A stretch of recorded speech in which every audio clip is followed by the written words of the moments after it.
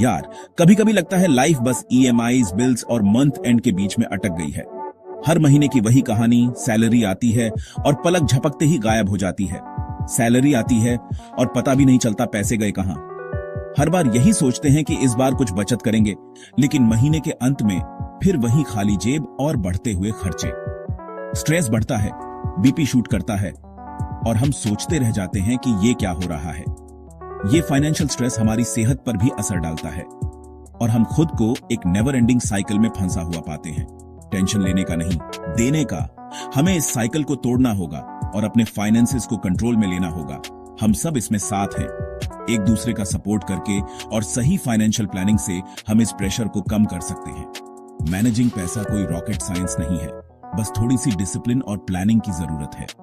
एक बजट बनाएं, अननेसेसरी खर्चों को काटें और सेविंग्स को प्रायोरिटी दें। धीरे धीरे आप देखेंगे कि फाइनेंशियल स्ट्रेस कम हो रहा है और आप अपनी लाइफ को बेहतर तरीके से एंजॉय कर पा रहे हैं।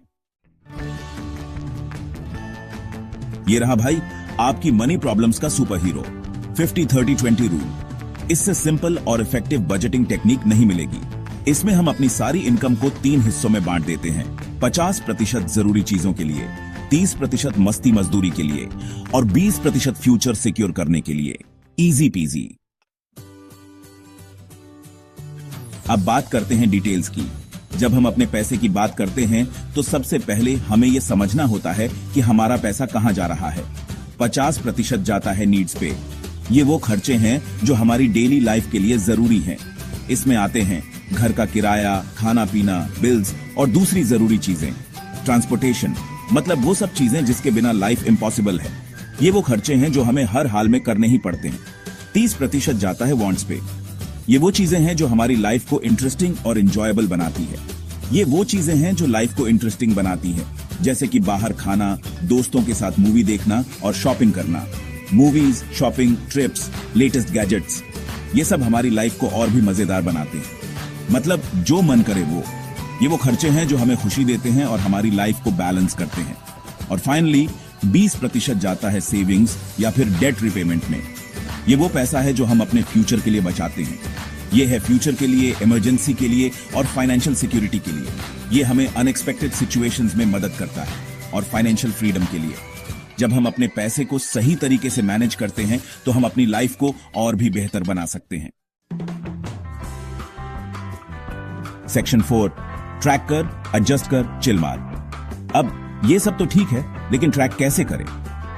सिंपल, यूज करो कोई भी बजटिंग ऐप या फिर एक्सेल शीट या फिर रजिस्टर पेन, जो भी आपको कंफर्टेबल लगे।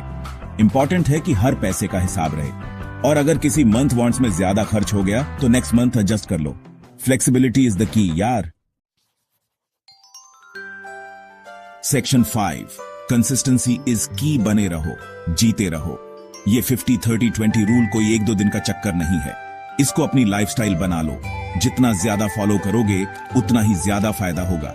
शुरू में थोड़ा मुश्किल लगेगा, लेकिन एक बार हैबिट बन गया तो life sorted. So stay consistent, stay disciplined and watch your financial dreams come true.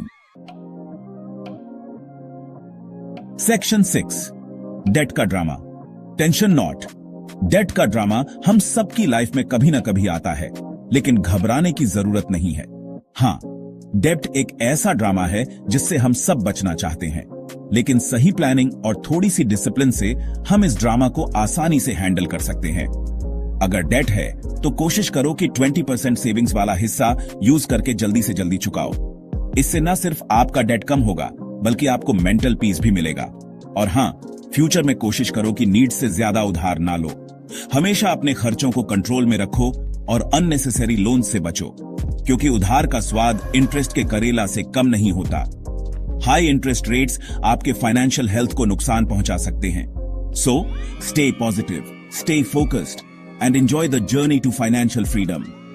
Financial freedom का रास्ता मुश्किल हो सकता है, लेकिन सही स्टेप्स और पॉजिटिव एटीट्यूड से आप इसे अचीव कर सकते हैं।